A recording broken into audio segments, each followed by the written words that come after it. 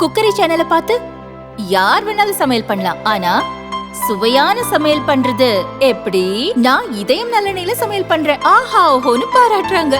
நீங்களும் இதயம் நல்லெண்ணெயில சமையல் பண்ணுங்க, பாராட்ட வாங்குங்க. தினம் தோறும் வாங்குவே இதயம் இதயம்.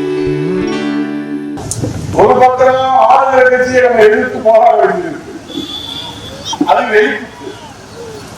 இன்னொரு பக்கம் நம்மகிட்ட இருக்கிறவங்களை எதிர்த்து பாதுகாக்க வேண்டியிருக்கு, அது உள்குத்து. வெளிக்குத்தை நம்ம வெளிப்படையா பார்க்கணும், அந்த உள்குத்து நம்ம பார்க்கணும். அதை கவனமா இருக்கணுங்கிறதுக்காக தான் அவர் பேசுறேன். ஒருத்தர் மட்டும் சொல்றாரு,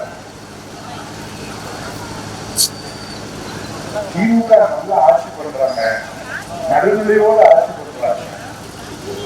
அதோட சொல்லிட்டு ஏதாவது அவர் சன்மானத்தை வாங்கிட்டு போக, அதை பத்தி எங்களுக்கு கவலை இல்லை. ஆனா அப்படி சொல்லிவிட்டு நீங்க அதிமுக குறித்து கருத்து சொல்வதை எந்த தொண்டர்களும் எந்த தமிழ்நாட்டின் மக்களும் ஏற்றுக்கொள்ள மாட்டாங்க. எப்போது திமுகவுடைய கட்சியுடைய முதலமைச்சராக ஸ்டாலின் அவர்களை பாராட்டி புகழ்ந்து பேசிவிட்டு அதற்கு பிறகு அதிமுகவை பற்றி கருத்து சொல்வதற்கு உங்களுக்கு என்ன தகுதி இருக்கிறது, என்ன யோகியதை இருக்கிறது, என்ன அறுதலை இருக்கிறது என்று தமிழ்நாட்டு மக்கள் கேள்வி கேட்கிறார்.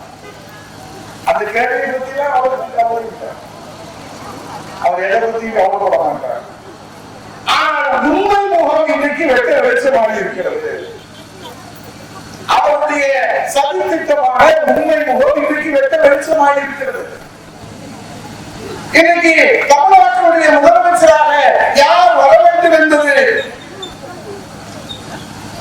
மக்களாலும் தொண்டர்களாலும் நிராகரிக்கப்பட்டிருக்கிற ஒரு தனி நபருடைய கருத்து எந்தவித தாக்கத்தையும் ஏற்படுத்த போவதில்லை, பிரதிபலிக்க போவதில்லை. தன்னுடைய ஆளுமையுடைய தோல்வியினாலே, இயலாமையினாலே விரக்தியின் உச்சத்துக்கு சென்று பொறாமையுடைய உச்சத்தை தொட்டு எதை பேசுகிறோம், எதை வென்றால், எதை தின்றால், எதை வென்றால், எதை தின்றால் பித்தம் தெரியும் என்ற அடிப்படையிலே தன்னுடைய இருப்பை உறுதி செய்து கொள்வதற்காக திறந்தோறும் ஊடகங்களுக்கு மத்தியிலே ஒரு கருத்தை விரைத்துவிட்டு, ஒரு விஷத்தை தூவிவிட்டு தன்னுடைய இருப்பையுடைய அடையாளத்தை உறுதி செய்துவிட்டு சென்று கொண்டிருக்கிறார். இன்றைக்கு அரசுடைய கால்பரட்சியுடைய உச்சத்திலே செல்வதை பற்றி உதயகுமாருக்கு என்ன கவலை, இங்க இருப்பவர்களுக்கு என்ன கவலை சொன்னா, உண்மை அதிமுகவுடைய தொண்டர்களுடைய இது அதான. ஆனால் அம்மாவின் கொடியை வைத்துக் கொண்டு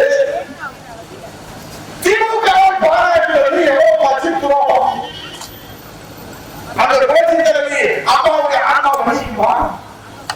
அம்மாவுடைய திருமணத்தை கொடியிலே வைத்துக் கொண்டு அம்மாவுடைய சாவுக்காக சுப்ரீம் கோர்ட் வரை வழக்கு நடத்தி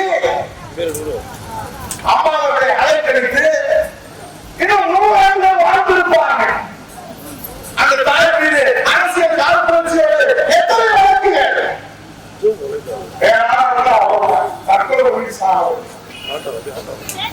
அத்தனை அரசியல் காழ்ப்புணர்ச்சியோடு பொய்வாக்கு போட்டாங்க. இன்னைக்கு திமுகவை தனது குடும்ப சொத்தாக்கி விட்டு தமிழ்நாட்டை தனது குடும்ப சொத்தாக்க வேண்டும் என்று இன்னைக்கு மனவாட்சிக்கான அடித்தளத்தை அமைத்திருக்கிறார்கள். அவர் நடுநிலையோடு செயல்படுகிறார் என்று நலமில்லாத நாட்களை நீங்கள் பேசிவிட்டு அதிமுகவை பற்றி நீங்கள் கருத்து சொல்வதை யார் ஏற்றுக்கொள்ளும்? இன்றைக்கு தொண்டர்களுடைய நம்பிக்கையிலிருந்து விலகி இருக்கிற, மக்களுடைய நம்பிக்கையிலிருந்து விலகி இருக்கிற மக்களுடைய மறந்து, தொண்டர்களை மறந்து, சீரகத்தினுடைய ஒத்த உருவமாக தஞ்சாவூருடைய கருத்து சொல்லியிருக்கிற கருத்து கந்தசாமி அவர்களே இனிமேல் வாழ் பேசார். தமிழ்நாட்டுடைய முதலமைச்சராக யார் வர வேண்டும், யார் வரக்கூடாது என்பது மக்கள் தீர்மானிக்க வேண்டும் தவிர இந்த தனியாக ஒரு கருத்து கந்தசாமி தீர்மானிக்க முடியாது. இதோ இங்க இருக்கிற மக்கள் முதலமைச்சராக வர வேண்டும், அதற்கு அர்ப்பணித்து உழைத்துக் கொண்டிருக்கிறார். அதை கருத்து கந்தசாமி இன்னையிலிருந்து அவரை நாம் அழைக்கிறோம், கருத்து கந்தசாமி என்று அழைக்கிறோம். இப்ப டிடிவி நம்பி ஒரு 18 எம்எல்ஏ கையெழுத்து போட்டாங்க. அவங்க எத்தனை பேர் சுற்றுலாவுக்கு போனாங்க, எத்தனை பேர் எங்க இருக்காங்க, எத்தனை பேர் அரசியல் அனாதை ஆனாங்க, எங்க போனாங்க, எங்க வந்தாங்க, மருந்த கேட்டாங்கன்னா தனியா பட்டியலாம் சொல்லுவோம். எங்க இருக்காங்க 18 பேர் காங்கிரஸ் தான் இருக்காங்க. துறை கன்றாஜிலிருந்து எல்லாத்தையும் இங்க வந்துட்டாங்க. மகேந்திரன் வந்துட்டாரு, மகேந்திரன் வந்துட்டாரு, பூமா போல கூட்டு வந்தாரு. ஏற்கனவே புரிந்து கொண்டவர்கள் பிரிந்து வந்துவிட்டார்கள். புரிந்து கொண்டிருக்கக்கூடிய சிந்துபதி ஜெயராமன் போன்றவர்கள் மகேந்திரனையும் சேர்த்து அழைத்துக் கொண்டு வந்து இனி ஒளிமயமான அரசியல் எதிர்காலத்திற்கு பயணித்துக் கொண்டிருக்கிறார்கள். இனியும் புரியாமல் இருப்பவர்கள் உடனே புரிந்து கொண்டு சுபமுகூர்த்தம் பார்த்துக் கொண்டு உடனடியாக அவரிடத்திலிருந்து விலகினால் உங்களுக்கு அரசியல் எதிர்காலம் இல்லையென்றால் நிச்சயமாக டிடிவி தினங்கள் உங்களுக்கு ஒரு பரிசு தருவார். அந்த பரிசு அரசியல் அனாதை என்கிற பொது வாழ்க்கையிலே அவரை நம்பி போனவருக்கு கொடுக்கிறார். இன்னைக்கு எங்க இருக்கிறாரு? உங்க தளபதியா இருக்கிறது இப்ப ஸ்டாலின் தளபதியா இருக்காரு. நம்முடைய பாரதிய இன்னைக்கு எங்க இருக்காரு? உங்க தளபதியா இருக்கிறாரு, இப்ப ஸ்டாலின் தளபதியா இருக்காரு.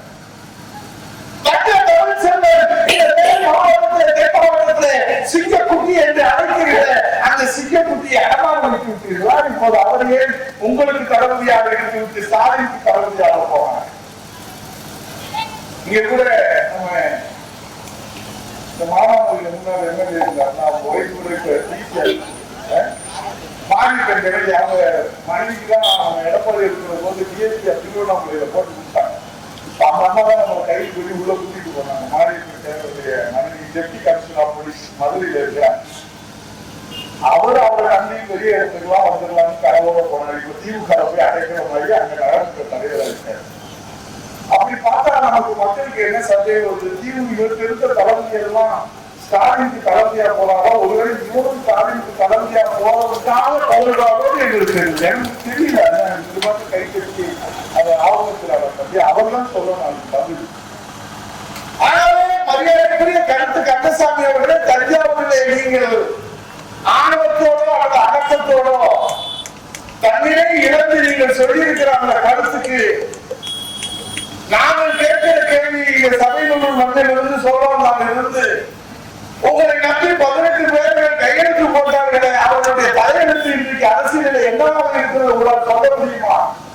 உங்களை நம்பி வந்த தளபதிகள் எல்லாம் இன்றைக்கு ஸ்டாலினுக்கு தளபதியாக சேவை செய்து பொது வாழ்க்கையில பயணித்துக் கொண்டிருக்கிறார்களே, அது உங்களுக்கு தெரியுமா? உங்களை நம்பி இருக்கிற கொஞ்ச லட்ச பேர்கள் இன்றைக்கு சுபமுகூர்த்தத்தை பார்த்துக் கொண்டிருக்கிறார்களே, மிக விரைவில் எடப்பாடியார் தலைமையிலே பொது வாழ்க்கையை தொடர்வதற்காக தயாராகி கொண்டிருக்கிறார்கள். அது உங்களுக்கு தெரியுமா தெரியுமா தெரியுமா என்று கேட்டார். அவருக்கு தெரிந்து தெரியாம இருக்கார். அவர் உண்மையை ஒரு நாள் பேச மாட்டார். பொய்யிலே பிறந்து பொய்யிலே வளர்ந்த